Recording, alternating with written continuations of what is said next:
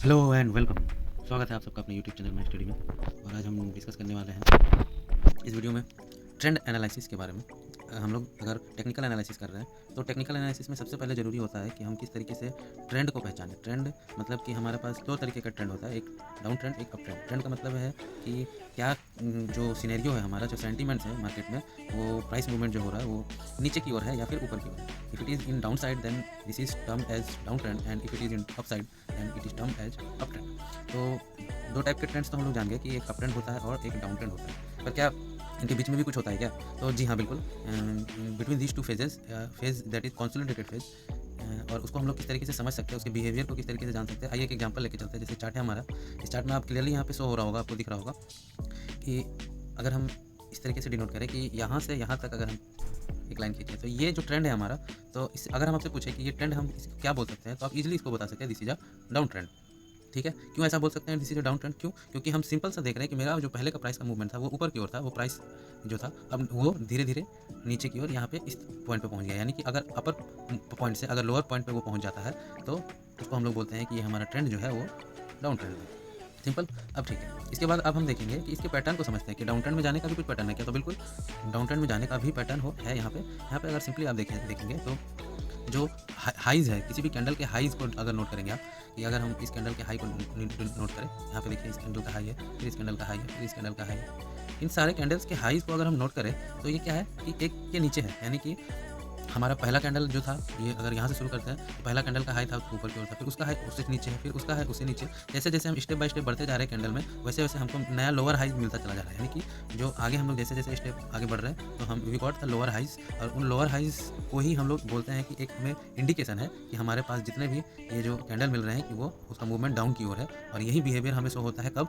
Down trend पे। कब show होता है? डाउन ट्रेंड पे। दैट मीन्स कि if we have candles in down trend then lower highs must be obtained on that behaviour of candle sticks. तो इसका मतलब अगर हम ये जान गए हैं कि हमारा डाउन ट्रेंड में ऐसा है तो अप ट्रेंड में भी ऐसा कुछ होना चाहिए। तो जी हाँ, बिल्कुल।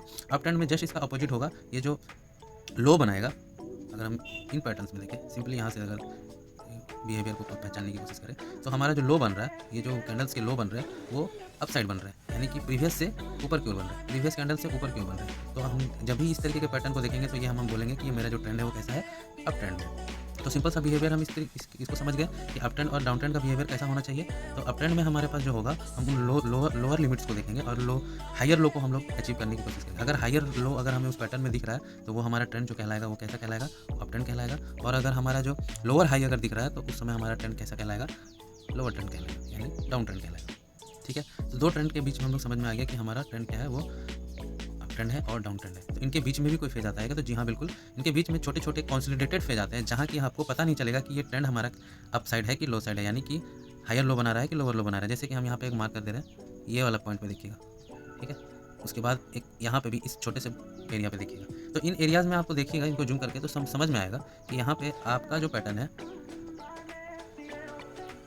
ये पैटर्न ना ही अप ट्रेंड का बिहेवियर शो कर रहा है, ना ही डाउन ट्रेंड का बिहेवियर शो कर रहा है। तो इस टाइप के पैटर्न्स को जब हमारा बॉडी भी देखिए, बहुत छोटा छोटा बॉडीज बनेगा, और ये जो हायर और लो है वो एक रेंज बाउंड में रहेंगे। रेंज बाउंड में इन द सेंस कि हायर लिमिट को बार बार टच करेंगे, लोअर लिमिट को बार बार टच करेंगे। तो इनको हम लोग बोलते हैं कंसोलिडेटेड फेज। और इन्हीं कंसोलिडेटेड फेज में सिंपल सा सिग्नल है ये हमारा इसमें कि यहाँ पे ना बायर एक्टिव है ना सेलर एक्टिव है। तो इंटरेस्टेड इस पॉइंट्स पे ना बायर्स इंटरेस्टेड है ना सेलर इंटरेस्टेड है। तो इन पॉइंट्स को क्या करना है? इन पॉइंट्स पे हमको होल्ड करके रखना है कि हमें यहाँ पे जब ट्रेंड ही पता नहीं चल रहा है तो यहाँ कुछ करने की जरूरत ही नहीं है। आराम से होल्ड करके वॉच करना है कि आगे का ट्रेंड क्या हो सकता है, कैसे हो सकता है। उस बिहेवियर को हम लोग देखेंगे, और बिहेवियर जब हमें पता चल जाएगा कि हाँ ये बिहेवियर है, तब हम जाके उसके सिग्नल के अकॉर्डिंगली हम कुछ भी अगर आगे हमको देखना है, उसको एनालाइज करना है, या फिर उसके रिलेटेड अगर ट्रेड लेना है तो फाइनेंशियल एडवाइस लेते हुए हम उसके आगे हम लोग अपना खुद का जो भी है ट्रेड ले सकते हैं।